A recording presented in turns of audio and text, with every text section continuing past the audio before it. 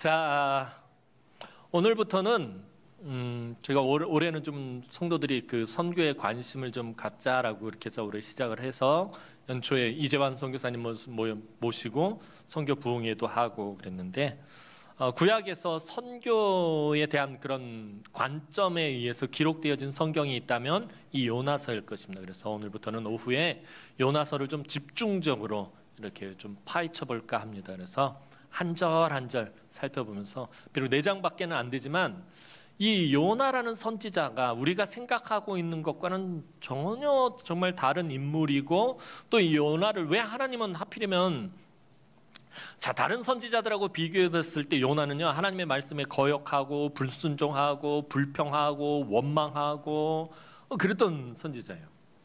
그럼에도 불구하고 하나님은 왜 요나를 사용하셔야만 했는지, 이런 여러 가지 것들을 우리가 함께 아마 상당히 세세하게 살펴서 오래도록 아마 살필 것 같은데, 그렇게 좀 요나에 대해서 올 한 해 우리가 집중적으로 좀 살펴봤으면 좋겠습니다. 자, 오늘 요나서의 말씀은 하나님의 한 위대한 선지자가 어느 날 갑자기 도망자가 되는 모습을 기록하면서 시작하고 있습니다. 그 선지자는 우리에게 너무나도 잘 알려진 선지자 요나입니다.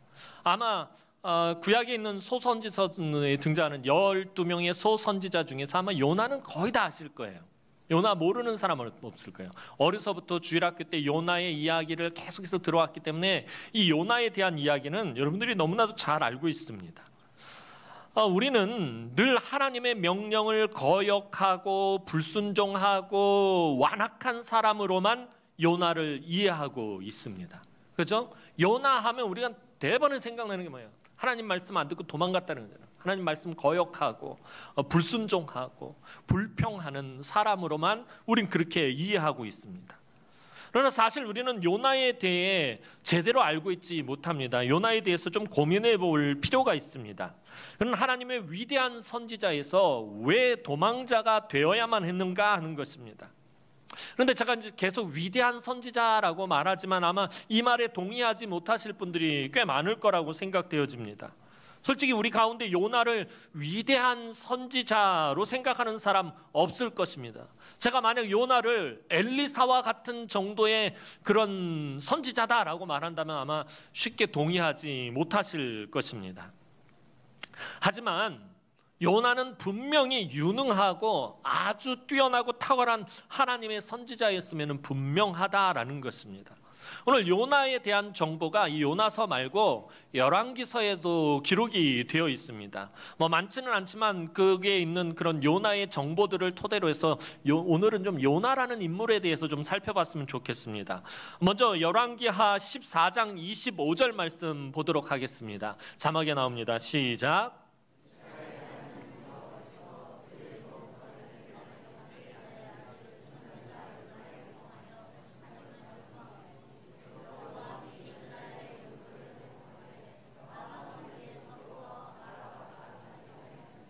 자, 요나가 언제 활동하던 선지자였냐 하면은 북쪽 이스라엘의 여로보암이라는 왕, 첫 번째 그 북쪽 이스라엘을 개국했던 그 여로보암 말고 나중에 등장하는 여로보암 2세 때 활동하는 예후 왕가에 속합니다. 아합 왕조가 그냥 그렇게 바알을 섬기고 엉망진창으로 나라를 만들고 그랬을 때 예후라는 인물이 아합 왕조를 끝장내고 온갖 나라에 있었던 온갖 바알과 아세라상을 다 찍어버리고 완전히 엄청난 개혁을 일으킵니다.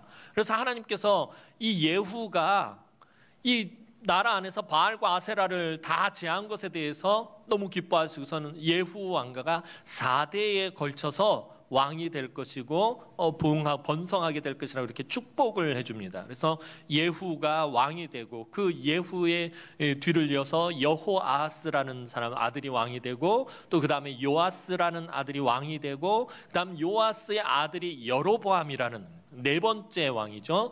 이 여로보암 시대에 활동하던 선지자가 요나입니다. 이 요나 시대 때 또 같이 활동하던 정말 대단한 기라성 같은 선지자가 또 있었습니다. 호세아 선지자와 아모스 선지자가 바로 이 여로보암 2세 때 북쪽 이스라엘에서 같이 활동하던 선지자예요. 그러니까 여로보암 2세 때 이때가 얼마나 나라가 부강하고 발전하고 번성했는지 이름만 들어도 대단한 선지자, 호세아만 해도 얼마나 대단한 선지자, 거기다 아모스까지 그리고 요나까지 이 세 명이 활동하던 시대가 바로 이 여로보암 시대입니다. 하나님께서 이 여로보암 2세 때 얼마나 북쪽 이스라엘에게 은혜를 베푸셨냐 하면은 이 예전의 솔로몬 시대 때의 북쪽 경계는 모든 것들을 다 회복할 정도입니다. 여로보암 시대 때의 영토에 대해서 지도를 먼저 좀 잠깐 보도록 하겠습니다. 지도 한 번만 띄워주시겠어요? 네. 자, 지도 보이시죠? 자, 보면은 오늘 조금 전에 읽었던 열왕기하 14장 25절에서 보면은 영토를 회복하되 하맛 어귀에서부터 아라바 바다까지라고 하는데, 이 하맛과 아라바가 어디냐면, 일단 하맛을 보면은 저 지도 보면 맨 위에 하맛 큰 글자로 돼 있고 동그라미 제가 쳐놓은 거 보이시죠? 저희가 북쪽 아람을 지나서 아수르하고 경계선에 있는 지역이 하맛이라는 지역입니다. 그러니까 저기까지 지금 여로보암 2세가 영토를 넓힌 거예요. 정복하고 영향력을 행사하게 된 것입니다. 그 하만 밑에 보면 다메섹이라고 표시가 돼 있을 것이에요. 이 다메섹은 이 예후 왕조 앞에서 아합 왕조와 그 다음에 예후, 여호아스, 요아스에 이르기까지, 여로보암의 아버지였던 요아스에 이르기까지 북쪽 이스라엘을 그토록 괴롭혔던 아람이라는 나라의 수도입니다. 그 아람이란 나라의 수도인 이 다메섹부터 해서 밑에 보면 트랜스 요르단인데 요단이라고 잘못 나와 있어요. 그 지역을 다스리던 나라가 아람이라는 나라예요. 엘리사 시대 때 문둥병 그 장군이었던, 아람의 장군이었던 나아만이 활동하던 그 지역이 바로 저곳입니다. 저곳까지 여로보암 2세가 완전히 다 확장을 해버립니다. 그리고 성경에서 아라바 바다라고 하는 것은 사해를 뜻하기도 합니다. 밑에 보면 사해에서부터 에돔부터 엘랏까지 빨간색으로 줄을 그어놨죠. 거기 보면 중간에 아라바라고 또 동그라미가 쳐져 있어요. 그 지역을 갖다가 아라바 광야라고 부릅니다. 그 아라바 광야까지는 내려가지 않고 거기는 이제 유다가 다스리고 있었고요. 그 사해 지역, 그 사해를 갖다 또 아라바 바다라고 부르는데 거기까지 지금 이 여로보암 2세의 영향력이 미치게 됩니다. 그러니까 아람과 암몬과 모압 지역하고 위로는 아수르 국경과 맞먹는, 아수르 국경과 맞닿은 지역까지 여로보암 2세가 나라를 확장시킵니다. 처음 여로보암 첫 번째 왕이 다스릴 때보다 이 영토가 말도 안 되게 커집니다. 자, 원래 이스라엘의 영토는 중간에 보면 주황색으로 동그라미 쳐놓은 북쪽에 보면은 그 이스라엘이라고 써 있는데 옆에 단이라고 돼 있죠. 보이세요? 네, 단이라고 돼 있고 밑에 보면 또 동그라미로 베델이라고 쳐놨을 거예요. 원래 이스라엘의 영토는 북쪽으로는 단과 남쪽으로는 베델입니다. 딱 그 정도 영토밖에 되지 않았는데 여로보암 2세 때 엄청나게 영토를 넓히게 됩니다. 근데 밑으로는 더 넓히지 못했던 이유가 뭐냐면 이때 유다에는 하필이면은 유다 역사상 또 가장 유능한 왕, 강력한 왕이었던 우시야가 다스리던 때입니다. 우시야도 엄청나게 능력이 있었던 왕이에요. 이게 고수는 고수를 알아본다고 여로보암 2세와 우시야가 서로 싸우지는 않았어요. 둘이 붙어봐야 득이 될 게 없다라고 생각을 했는지, 그래서 이 여로보암 2세는 북진 정책을 펼치고 우시야 왕은 남진 정책을 펼쳐서 둘이 평생에 싸우지는 않습니다. 그렇게 사이좋게 남과 북을 번영시키고 번성하게 합니다. 자, 이렇게 여로보암 2세가 영토를 넓히는 데 있어서 가장 중요한 역할을 했던 사람이 누구냐면 바로 요나라는 선지자였다라는 거예요. 그러니까 열왕기하 14장 25절에서 요나의 이름을 언급하면서 이 여로보암이 이스라엘의 영토를 회복하되 하맛 어귀에서부터 아라바 바다까지 했다라고 그렇게 성경은 말하고 있습니다. 하나님이 이스라엘의 영토가 예전 솔로몬 시절처럼 엄청나게 확장될 것을 요나 선지자를 통해서 말씀하셨고 그 말씀대로 이루어지게 되었습니다. 이것은 마치 엘리사 선지자가 요아스 왕을 도와서 아람으로부터 이스라엘을 지켜낸 것과 거의 맞먹는 그런 일들입니다. 자, 요아스 왕은 여로보암 왕의 아버지였고요. 그때 활동하던 선지자 엘리사 선지자입니다. 여러분 앞에서 보면은 엘리사 선지자가 어떤 역할을 합니까? 아람 나라가 이스라엘을 쳐들어오려고 계획만 세우면 이 엘리사가 하나님으로부터 계시를 받고 이 요아스 왕에게 알려주는 거예요. 아람이 어디로 쳐들어올 거니까 그 길목을 막으면 됩니다. 그래서 군대를 계속해서 보내서 그런 식으로 다 막아냅니다. 엘리사가 없었으면 요아스는 큰일을 겪었을 것이에요. 그래서 나중에 엘리사가 죽을 때 요아스가 눈물을 펑펑 흘리면서 이스라엘의 병거와 이스라엘의 마병이요 하면서 막 통곡하는 것을 보게 됩니다. 그 요아스 왕의 아들이 여로보암인데 이 여로보암을 도와서 엘리사처럼 엘리사가 요아스를 돕듯이 이 여로보암을 도왔던 선지자가 바로 요나라는 선지자였다라는 것입니다. 따라서 열왕기하 14장의 내용만으로 본다면 요나라는 선지자는요, 북쪽 이스라엘에서 엘리사만큼이나 영향력이 있고 무척이나 중요한 그런 선지자였다라는 것입니다. 우리는 엘리야, 엘리사를 최고로 꼽지만 이 당시 때로 가서 이 시대로 들어가서 본다면 이 당시의 이스라엘 사람들은 엘리야, 엘리사 그리고 요나까지 이렇게 말할 정도로 아주 탁월한 선지자가 바로 이 요나라는 선지자였다는 것입니다. 하나님은 요나를 통해서 이 북쪽 이스라엘이 솔로몬 때의 국력을 모두 회복하게 될 것임을 말씀하시고 그것을 다 이루어 주셨습니다.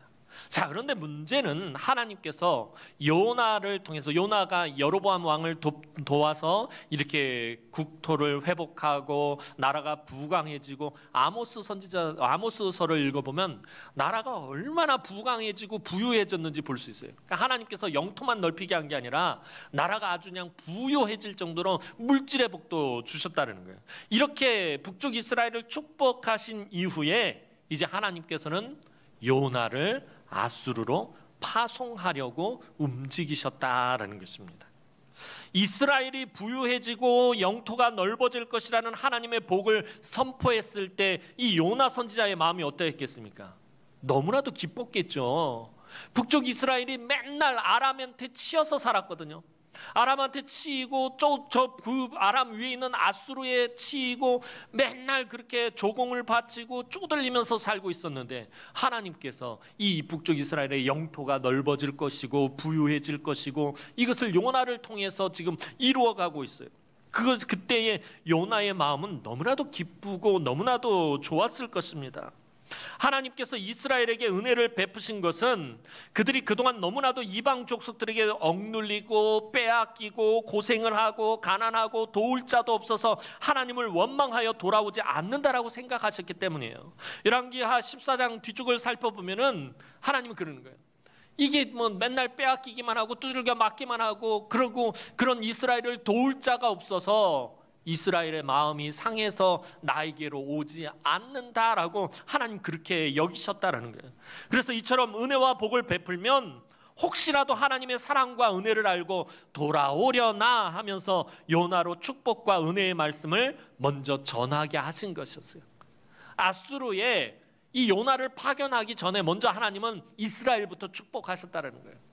이스라엘에게 이렇게 은혜를 베풀고 이렇게 복을 베풀고 이렇게 사랑해 주면 이스라엘이 하나님이 우리에게 사랑을 베풀어 주시고 복을 주셨구나 하고서는 돌아올 것을 기대하시고 그렇게 은혜를 베푸셨다라는 것입니다. 너무 책망을 받고 징계를 받으면 오히려 약이 올라서 더 반항하고 뛰쳐나갈까 봐 하나님은 그래서 은혜를 베푸신 거예요. 그동안 아합 시대까지는 하나님께서 무진장 치셨어요. 북쪽 이스라엘을 아람을 통해서 치시고 이 주변에 있는 다른 나라들을 통해서 계속해서 징계하시고 책망하시고 그러니까 계속 책망만 하고 계속 징계만 하면은 계속 두들겨 맞다가 약이 올라가지, 독이 올라가지. 그래 어디 한번 해보세요. 내가 돌아가나 봐라.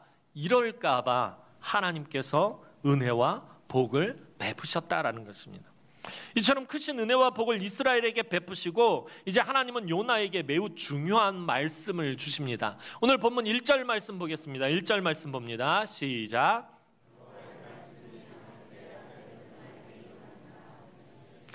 자, 여호와의 말씀이 아미떼의 아들 요나에게 임하니라. 자, 이스라엘이 영토가 회복되어지고 부강해질 것이다라는 말씀을 주시고 그것을 이루고 다 성취하신 다음에 하나님이 또다시 이 요나에게 말씀을 주십니다.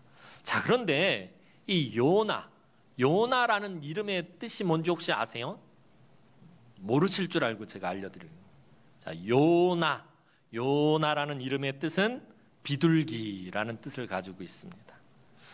아미떼의 아들, 요나의 아버지가 아미떼인데 아미떼라는 이름의 뜻은 나의 진리라는 뜻입니다. 그러니까 아미떼의 아들 요나를 문자적으로 풀이하면 진리의 아들 비둘기가 됩니다.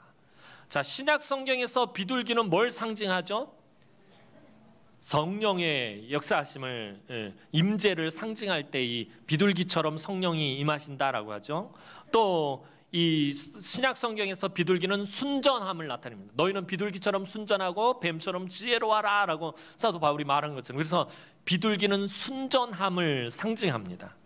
구약에서도 이 비둘기는 자주 등장하고 언급되어집니다. 비둘기에 관한 이야기, 대표적인 이야기, 홍수가 그치고 노아에게 땅이 말랐다라는 회복의 메시지를 전해준 새가 누구예요? 비둘기죠. 비둘기가 잎사귀를 물고 와가지고서는 땅이 말랐다라는 그런 메시지를 전해줍니다. 땅이 말랐다라는 것은 하나님의 용서와 회복과 평화를 상징하는 것입니다. 즉 구약 성경에서 비둘기는 하나님의 회복과 구원의 메시지를 전달하는 상징성을 가지고 있습니다. 그 다음에 또 비둘기가 어디서 등장하냐면 레위기에서 등장을 합니다.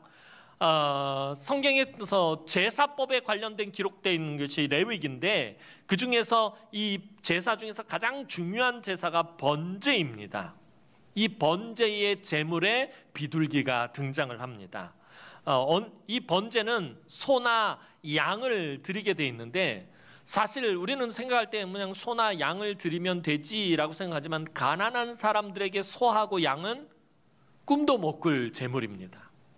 양 한 마리 살려면은 가난한 사람들은 뭐 어떻게 할 수가 없어요. 그러니까 하나님 앞에 나가서 번제를 드리려면 양이나 소로 번제를 드려야 되는데 양이나 소를 드릴 돈이 없는 거예요. 이 사람들은 어떡하냔 말이에요. 하나님 앞에 제사를 드릴 수 없는 상황이 발생한다라는 것입니다. 이 번제의 제물 중에 그래서 가난한 사람들을 위한 최소한의 제물이 바로 이 비둘기였던 것입니다. 번제는 이 구약에 등장하는 5대 제사 중에서 가장 중요한 제사입니다. 사람의 죄를 제물로 대속해서 용서를 받는 아주 중요한 제사였습니다. 그런데 번제의 제물로 아까 말씀드렸던 것처럼 값비싼 소나 양을 드릴 수 없는 형편의 가난한 사람들을 위해서 하나님은 비둘기를 통해 번제를 드리도록 말씀하셨던 겁니다. 하나님의 은혜로부터 멀리 있는 가난한 사람들이 용서의 은혜에서 소외되지 않게 하고 그들도 하나님의 용서하시는 은혜를 누리게 하는 제물이 바로 비둘기라는 제물입니다. 즉 요나는 하나님의 구원의 은혜로부터 너무나도 멀리 떨어진 이방인들을 불쌍히 여기시며 그들을 향한 하나님의 최소한의 긍휼과 은혜를 상징하는 이름이었던 것입니다. 이방을 향해서 아수르를 향해서 나아가는 선지자 요나, 비둘기는 하나님이 이 하나님의 은혜로부터 멀리 떨어져 있는 이 이방인들에게까지도 은혜를 베푸시고 싶어 하셨던 그 모든 것들이 담겨 있는 이름이 바로 이 요나라는 이름이었다라는 것입니다. 하나님은 먼저 이스라엘을 불쌍히 여기시고 그들에게 풍성한 은혜와 복을 베풀어 주셨습니다. 그리고 이제 하나님은 그 은혜를 이스라엘에서 멀리 떨어진 족속에게까지 확장하시려고 했던 것입니다. 자, 오늘 본문 2절 말씀 보도록 하겠습니다. 2절 말씀입니다. 시작.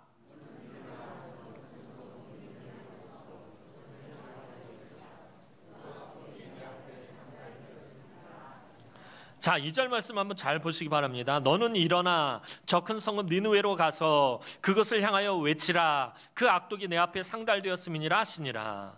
2절 말씀을 보면 요나에게 하나님이 명령하시는 말씀이 있어요. 명령문이 있어요. 뭘까요? 외치라. 그렇죠? 외치라. 너는 가서 외치라 그러는데, 그러니까 2절 말씀을 우리나라 말로 이제 번역하면서 이렇게 배치를 해놨기 때문에 명령문이 외치라 하나밖에 없는 것 같이 보입니다. 근데 왜 명령문이 3가지가 있습니다. 첫 번째는 일어나라, 두 번째는 가라, 세 번째는 외치라입니다. 그러니까 너는 일어나라, 그리고 저 큰 성읍 니느웨로 가라, 그리고 그것을 향하여 외치라, 이렇게 돼 있는 거예요. 원전의 의미로 보면 3가지 명령이 요나에게 주어지고 있는 것입니다. 그런데 이 명령문 뒤에 무엇을 설명이 되어지고 있냐면 니느웨의 악독이 하나님 앞에 상달되었다라는 거예요. 니느웨의 악독이 얼마나 심한지 그 악독함이 하나님 앞에까지 상달이 되었다. 그러니까 너는 일어나라, 그리고 가라, 그리고 그 악독함에 대해서 외치라라고 하나님이 지금 이렇게 말씀하고 있는 것입니다. 이것은 하나님이 지금 니느웨가 처한 상황을 얼마나 위급하게 여기시는지 알려주시는 말씀이에요. 명령문을 3개를 더하시고 그리고 거기에 이 아수르의 악독함에 대해서 말씀하시는 것은 지금 아수르가 얼마나 위급한 상황 가운데 있는지 그것을 알려주시는 것입니다. 그러니까 이 9절에 2절의 이 뉘앙스는 하나님이 요나에게 지금 뭐 어떻게 말씀하시냐면 너는 지금 즉시 니느웨로 가라라는 거예요. 넌 지금 빨리 속히 급히 지금 즉시 일어나서 가서 그 악독함을 외치라라고 말씀하시는 것입니다. 여러분, 이스라엘에서 느느웨까지는 약 1000km가 넘는 거리입니다. 굉장히 먼 거리죠. 부산에서 서울까지가 약 340km 정도 되니까 1000km면은 부산과 서울을 왕복하고 다시 또 중간쯤 어느 매쯤 가야 되는 그 정도 거리예요. 자, 아수르 지도 한번 잠깐 보도록 하겠습니다. 아수르가 얼마나 큰 나라인지 한번 보도록 하겠습니다.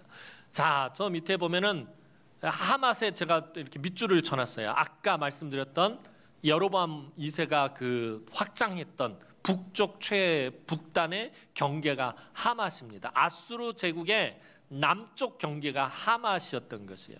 자, 거기서 보면 동그라미 쳐놓은데 니느웨라고 보이시죠? 안 보이시나요? 보여요? 자, 이스라엘에서 저 니느웨까지 거리가 약 1000km 정도 된다고 합니다.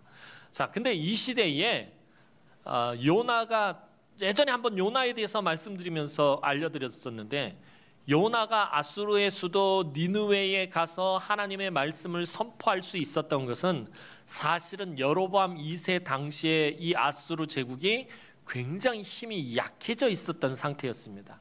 자, 아수르 위쪽에 보면은 우라르투라고 되어 있죠. 우라르투라는 그 지역에 야만 민족이 살고 있었는데 이 야만 족속이 아수르를 침략하러 내려왔어요. 그래서 아수르를 막 약탈하고 아수르에 있는 모든 것들을 다 빼앗아서 돌아가고요. 그리고 이 당시에 아수르 안에서는 끊임없는 반란과 내전이 일어나 가지고서는 아수르가 완전히 벌집이 돼 있었습니다. 이 야만 민족의 침략으로 인해서 주력 부대도 다 패해버렸고 끊임없이 내전과 반란이 일어나서 이렇다 할 군사력도 없고 완전히 아수르가 망하기 일보 직전인 상황이 바로 이 여로보암 2세 때 요나가 활동하던 시대였던 것이에요. 그래서 요나가 아수르의 수도인 니느웨에 가서 막 그렇게 당당하게 하나님의 말씀을 선포할 수 있었던 것은 이 아수르가 그만큼 국력이 약해 있었기 때문입니다. 오죽했으면은 이 북쪽 이스라엘이라는 조그만 나라에게 아수르가 자기네 영토 하맛이라는 지역까지 빼앗길 정도로 아주 아수르가 약해졌던 거예요. 여로보암 2세는 이 당시에 이 팔레스타인 지역과 메소포타미아 지역에서 상당히 강한 왕으로 이름이 날려져 있었던 상태입니다. 그러니까 요나가 니느웨에 가가지고서는 그냥 막 선포를 할 수 있었던 거예요. 나 이스라엘에서 왔어. 나 여로보암 2세의 왕을 도와서 나 땅을 정복했던 사람이야 라고 딱 말하면서 그냥 막 선포를 한 거예요. 겁도 없이 한 거예요. 원래 옛날 같았으면 아수르가 얼마나 잔인하고 난폭한 족속인데요. 예전에 막 그 강했을 때 같았으면 요나가 와서 그랬으면 단번에 칼로 다 쳐 죽여버렸을 그런 나라가 아수르였는데 얼마나 약해졌는지 요나가 와서 자기 마음대로 돌아다니면서 자기 마음대로 막 말을 해도 아무도 요나에게 시비를 걸지 못할 정도였다는 거예요. 오죽했으면 요나가 막 멸망을 선포했는데 왕과 신하들과 백성들이 막 베옷을 입고 막 회개하고 막 난리도 아니었다는 거예요. 그렇게 할 수 있었던 이유가 이 시대의 아수르가 완전히 힘을 잃어버리고 망하기 직전 상황이었다는 거예요. 이런 상황에 하나님께서 요나를 아수르의 가장 중요한 도시였던 니느웨로 보내셨던 것입니다. 하나님은 그렇게 망해가고 있던 아수르, 그렇게 죽어가고 있던 아수르에 지금 이 요나가 바로 떠나주기를 원하셨던 것입니다. 너무나도 악독한 삶을 사는 니느웨 사람들에게 이제 다가올 심판에 대해 경고함으로써 그들이 회개하여 재앙을 당하지 않게 하기 위해서였다는 거예요. 새벽 예배 때는 아수르에 대해서 요즘 이사야서 강의하면서 아수르에 대한 이야기를 자주 해서 이제 새벽 예배를 들으시는 분들은 알겠지만 아수르가 얼마나 잔인하고 난폭한 족속이냐면 세계에서 그 유래를 찾아볼 수 없을 만큼 가장 잔인하고 가장 난폭한 족속이에요. 이 아수르는요, 일단 이유도 없이 가가지고서는 그 전쟁을 시작을 해요. 그런데 만약 항복을 하지 않으면은 그 성읍을 완전히 다 헐어버리고 그 성읍에 사는 사람들의 목을 베가지고 그 머리로 성벽을 다시 쌓아버리는 아주 잔인한 족속이에요. 또 항복하고 나면 어떻게 하냐면 그곳에 사는 사람들을 다 노예로 팔아버려요. 근데 가까운 데 팔아버리는 게 아니라 아주 먼 데, 땅끝 이런 데다가 팔아버리는 아주 잔인한 민족이 이 아수르라는 민족이었습니다. 얼마나 악독하면 그 악독이 하나님 앞에까지 상달되었다라고 성경이 그렇게 말할 정도입니다. 그런데 하나님은 그렇게 악독한 삶을 사는 니느웨 사람들에게 이제 다가올 심판에 대해 경고함으로써 그들이 회개하고 더 이상의 재앙을 당하지 않게 하기 위해서 요나를 니느웨로 보내셨다라는 것입니다. 하나님 왜 그러신 것입니까? 왜 그렇게 잔인하고 극악무도하고 요즘 우리 뉴스를 보면 와 요즘 막 살벌한 뉴스들이 엄청 많더라고요. 막 그 젊은 여자애가 그 사람을 잔인하게 죽인 그 보니까 막 뭐 섬뜩하더라고요. 그러니까 그런 일들이 이 아수르에는 비일비재했던 것이에요. 근데 그런 곳에 지금 하나님은 요나를 파송하고 있었다라는 것입니다. 왜 그러신 것입니까? 가만 놔둬도 멸망할 나라 이 아수르에 왜 하나님 요나를 파송하신 것입니까? 왜냐하면 하나님은 아무리 흉악한 죄인이라도 그들을 심판하시기를 즐거워하지 아니하시는 분이기 때문이다. 아무리 극악무도한 죄인이라도 그 죄인이 심판을 받고 멸망당하는 것을 기뻐하지 않으시는 분이시다라는 것입니다. 어떻게 해서든지 그들을 살리고 싶은 것이 하나님의 심정이었어요. 아무리 악독해도 아무리 죽어 마땅한 죄인이라도 하나님은 어떻게 해서든지 그들을 살려내고 싶어 하신다라는 것입니다. 하나님은 바로 그런 심정으로 지금 요나에게 말씀을 주고 계신 것이에요. 사실 하나님이 심판의 메시지를 주실 때는 살리고 싶은 마음이 있기 때문입니다. 멸망하기로 작정하셨다면 그냥 멸망시키면 그만입니다. 그런데 굳이 심판을 선포하시는 것은 그 심판의 경고를 듣고 회개하면 어떻게 하시겠다는 거예요? 살려주시겠다는 거예요. 그러니까 하나님이 심판을 선언하시는 것은 심판이 목적이 아니라 그 경고의 메시지를 듣고 회개하면 살려주시겠다라는 의미를 담고 있는 것입니다. 그래서 하나님께서 이 사람을 향하신 목적은 심판도 아니고 멸망도 아니다라고 제가 늘 말씀을 드리는 것입니다. 따라서 니느웨를 향해서 외치라라고 하시는 것은 니느웨에게는 너무나도 큰 소망이 되는 것입니다. 그런데 하나님께서 이렇게 니느웨를 살리고자 하셨을 때 이 눈치 빠른 요나 선지자는 뭔가 말로 표현할 수 없는 이상한 낌새를 느꼈습니다. 온갖 악독과 폭정으로 망하고 다 죽어가던 니느웨를 하나님께서 살리고자 하신다라는 것을 이 요나는 깨달은 거예요. 왜 하나님은 저 악한 나라 니느웨, 악한 나라 아수르를 왜 살리려고 하시는 거예요? 도대체 그 까닭이 뭐냐라는 거예요. 하나님께서 아수르를 살리고자 하신 것은 이스라엘을 버리시기로 작정하셨기 때문이다는 거예요. 요나가 그것을 깨달은 거예요. 무슨 말이냐 하면 선지서 곳곳을 보면요, 이사야서를 비롯해서 선지서 곳곳을 보면은 이 아수르는 하나님께서 징계의 도구로 사용하시는 나라예요. 이스라엘을 정신 차리게 하시려고 회초리처럼 사용하시는 나라가 이 아수르입니다. 이스라엘과 요나의 입장에서 보면 하나님께서 아수르를 살리려고 하는 이유는 그것밖에 없는 거예요. 다시 이스라엘의 징계의 도구로 쓰기 위해서 살리시는 것이다. 하나님이 이스라엘을 버리셨다라는 의미가 되는 거예요.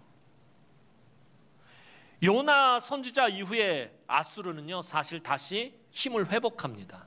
요나가 가서 우리가 나중에 살펴보겠지만 하나님의 경고의 말씀을 선포하고 아수르 전체, 니느웨 성읍 전체의 사람들이 다 회개하며 돌아옵니다. 그래서 하나님께서 이때 아수르를 멸망시키지 않고 다시 아수르를 부흥시킵니다. 요나 이후에 아수르에는요, 기라성 같은 능력 있는 왕들이 등장합니다. 불이라는 왕이 등장하고요, 디글랏 빌레셀이라는 왕이 등장하고요, 그 다음에 살만 에셀이라는 아주 능력 있는 왕들이 등장을 하면서 아수르가 다시 국력을 회복합니다. 그리고 살만 에셀 뒤에 사네립이라는 왕이 등장을 해서 이 아람을 멸망시키고 북쪽 이스라엘을 멸망시키고 그 다음에 남쪽 유다 히스기야 왕이 다스릴 때 쳐들어와서 히스기야를 괴롭힙니다. 그러니까 요나 이후에 요 기간이 한 40년 정도 되는데 그 40년 안에 아수르가 국력을 다 회복하고서는 이 이스라엘도 멸망시켜버리고 유다를 멸망 직전까지 몰아붙였다가 이사야 선지자하고 히스기야 왕의 그 믿음으로 하나님 앞에 기도하면서 그 당시에 이 아수르를 물리치게 됩니다.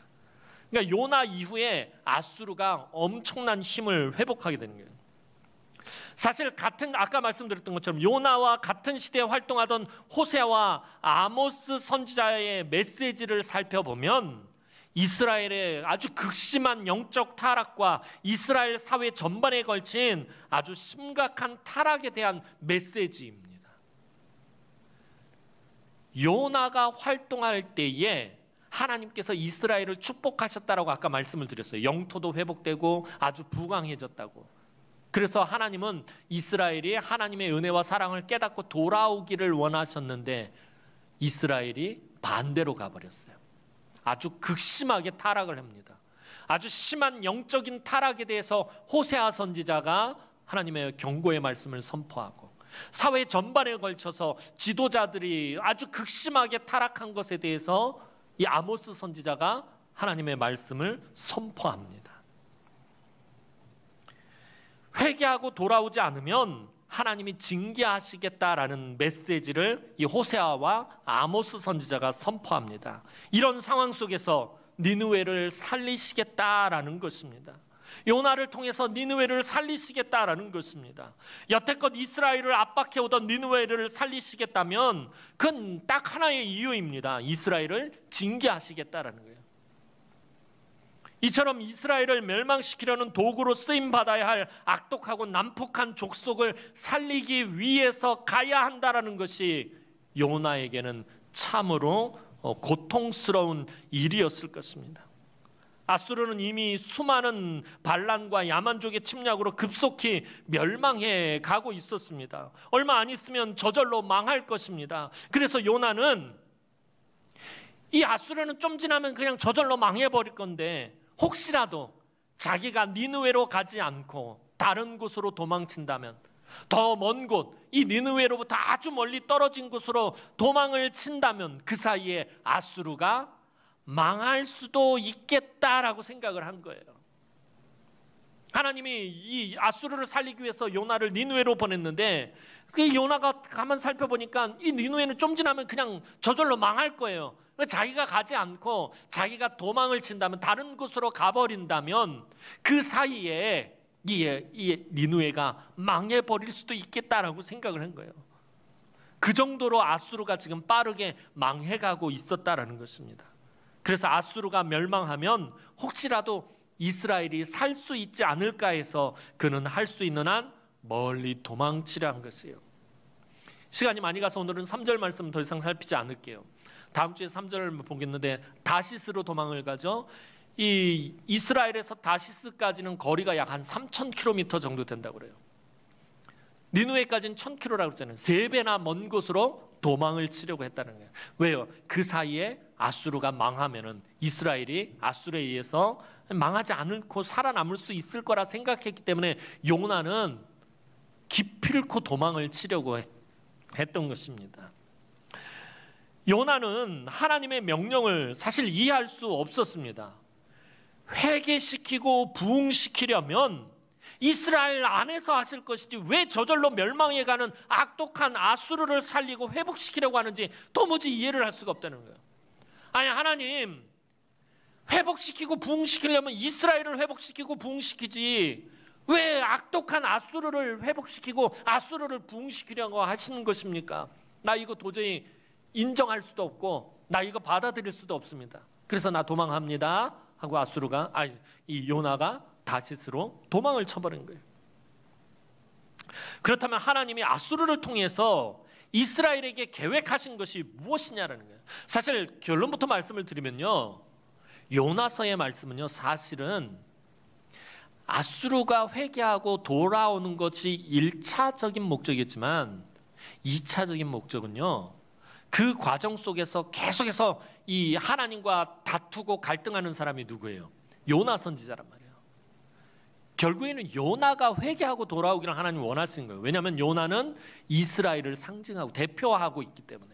그러니까 이 요나서를 통해서 하나님은 이스라엘이 회개하고 돌아오기를 원하셨다라는 거예요. 아수르만, 니느웨만 회개하고 돌아오는 것이 아니라 이스라엘이 회개하고 돌아오기를 원하셨다라는 것입니다. 하나님이 지금 하시고 싶으신 말씀은 이거예요. 내가 너희에게 얼마나 많은 위대한 선지자들을 보냈느냐, 그 선지자들을 통해서 내가 얼마나 귀한 말씀을 선포했느냐. 그런데 너희가 조금도 회개하지 않고 돌아오지 않았다. 그런데 이제 이 망해가는 이 악독한 성읍 니느웨를 한번 봐라. 그 악독이 나에게까지 상달한 이 포악한 백성이 내가 보낸 선지자의 말을 듣고 회개하는 것을 보면 너희 이스라엘이 얼마나 완악한 백성들인지 너희가 알게 될 것이다. 하나님은 이 요나서를 통해서 그걸 말씀하시고 싶으신 거예요. 아수르를 구원하시는 것도 하나님 뜻이지만 이렇게 악독한 민족도 선지자를 보내서 말씀을 들었을 때 그 말씀을 듣고서는 회개하고 돌아오는데, 내가 그토록 많은 선지자를 보냈는데 돌아오지 않은 너희 이스라엘은 얼마나 완악한 자들인지, 사실 따져보면 이 아수르보다도 더 악독하고 더 악한 자들이 바로 너희다라고 하나님 그걸 말씀하고 있는 것이다라는 거예요. 그래서 하나님은 니느웨에 요나 선지자를 보내신 것이에요. 이 강팍한 이스라엘 사람들에게 말씀을 전하던 바로 그 선지자, 그것도 하나님의 뜻도 헤아리지 못하고 하나님과 계속 갈등하는 이 선지자를 니느웨에 보냈을 때 그 니느웨 사람들에게서 어떤 놀라운 일이 일어나는지 보라는 것입니다. 니느웨에서는 겸손하게 낮아지고 금식하고 애통하며 회개하는데 너희는 왜 니느웨 백성들처럼 겸손하게 회개하지 못하느냐? 니느웨는 살아나는데, 그 악독한 성읍 니느웨는 회개하고 살아나는데 너희는 왜 살아나지 못하느냐? 니느웨는 회복되는데 너희에게서는 왜 회복의 역사가 일어나지 않느냐? 내가 이렇게 축복하고 내가 이렇게 은혜를 베풀고 내가 이렇게 사랑해 주는데 너희에게서는 왜 이런 역사들이 일어나지 않느냐? 너희도 저 포악한 니느웨 성읍 사람들처럼 낮아지고 겸손해지고 부르짖으면 니느웨 사람들보다 더 큰 은혜와 복을 받을 것인데 너희는 왜 가만히 있느냐 하는 것이 하나님의 메시지인 것입니다. 이게 요나서의 메시지인 것이에요. 요나를 니느웨로 보내신 데는 하나님의 또 다른 뜻이 있습니다. 그것은 편협한 이스라엘의 선민 사상 때문이었어요. 이스라엘은 이 세상에서 오직 자기들만 구원받았다라고 생각하고 있었습니다. 이방 족속들은 모두 다 지옥에 던지실 것이라고 그냥 그렇게 생각하고 있었어요. 무척이나 자기 중심적이고 이기적인 족속이 사실 이스라엘입니다. 이스라엘이 어려움과 고통을 당하는 것은 아주 심각하게 받아들이지만 아수르 사람들이 한꺼번에 수십만 명이 죽어나가는 것은 아주 당연한 일로 생각하고 있었다라는 것입니다. 그러나 하나님은 예전이나 오늘이나 그렇지 않으십니다. 하나님께서는 소중하지 않은 사람이 한 사람도 없습니다. 하나님 앞에서 소중하지 않은 사람이 없다라는 거예요. 하나님 앞에 돌아오지 못할 정도로 큰 죄인이란 없습니다. 하나님께서 포기하실 만큼 그렇게 악한 죄인 없습니다. 만약에 그랬다면 하나님은 결코 예수 그리스도를 이 땅에 보내지 않으셨을 것입니다. 하나님은 이스라엘만 사랑하신 것이 아니라 니느웨도 사랑하셨습니다. 하나님은 이스라엘이 살아나는 것만을 원하신 것이 아니라 니느웨도 살아나기를 원하셨습니다. 이스라엘만 하나님의 형상으로 지은 것이 아니라 니느웨 사람들도 하나님의 형상대로 지으셨습니다. 그런데 이스라엘에는 그 많은 하나님의 위대한 선지자들을 보냈어도 이스라엘이 회개하지 않고 하나님께 두 손 들고 돌아오지도 않았는데 오히려 니느웨는 요나의 원하지 않는 말씀 선포 단 한 번에 회개하고 뒤집어졌다는 거예요. 요나는 솔직히 가서 그 말씀 전하고 싶지 않았어요. 원하지 않는 말씀을 전했음에도 불구하고 이 니느웨는 회개하면서 뒤집어져 버렸다는 거예요. 이스라엘은 하나님의 은혜에 너무나도 익숙해져 있었기 때문입니다. 그래서 하나님께서 이스라엘을 구원하시고 복을 주시는 것을 너무나도 당연한 일로 여기고 나중에는 복을 주지 않는다고 불평하고 원망하고 패역한 일을 저지른 것이에요. 예전에 한국 영화 어떤 영화에서 너무나도 정말 명대사가 있었는데 그게 뭐냐면 호의가 계속되면 권리인 줄 안다라는 거예요. 계속 잘해주면 그게 권리인 줄 안다라는 거예요. 오늘 이스라엘이 그랬다라는 거예요. 하나님이 계속 복을 주시고 은혜를 주시니까 그게 자기들 권리인 줄 알았다라는 것입니다. 사랑하는 성도 여러분, 오늘을 사는 우리도 하나님의 은혜에 너무 익숙해지기가 쉽다라는 거예요.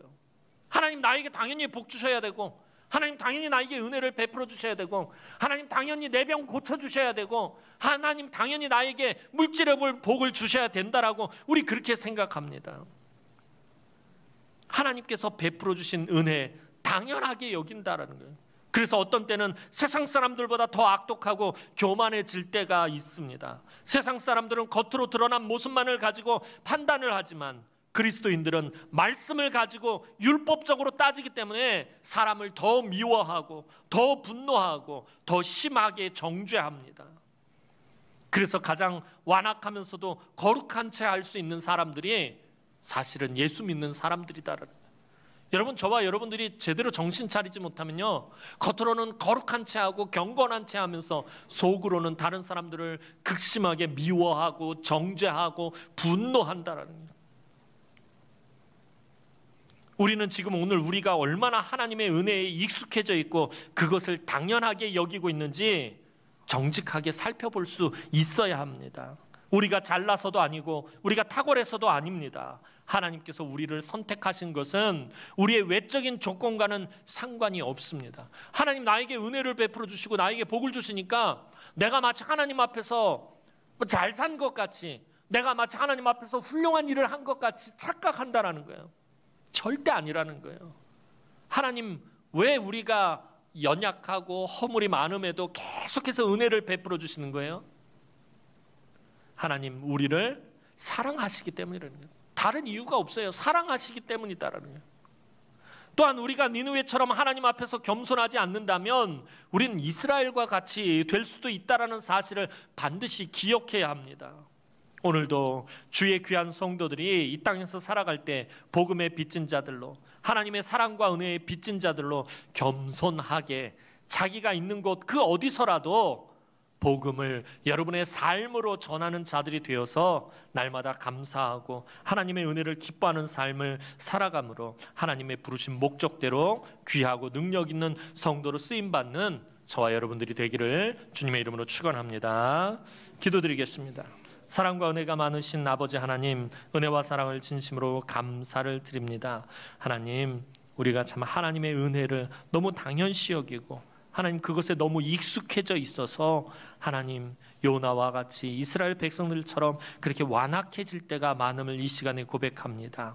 하나님, 사실은 우리가 아수르와 같았고 우리가 니느웨 사람들과 같았고 우리의 악독이 하나님 앞에 상달되었지만 하나님께서 우리를 불쌍히 여기시고 예수 그리스도를 이 땅에 보내시며 그 예수 그리스도를 통해서 우리를 깨끗하게 씻으시고 하나님의 자녀 삼아주신 줄로 압니다. 하나님 그 은혜와 그 사랑을 우리가 잊지 않게 하시고 그것을 전하는 삶을 살아갈 수 있도록 하나님 은총을 베풀어 주옵소서. 감사를 드렸고 예수님의 이름으로 기도합니다. 아멘.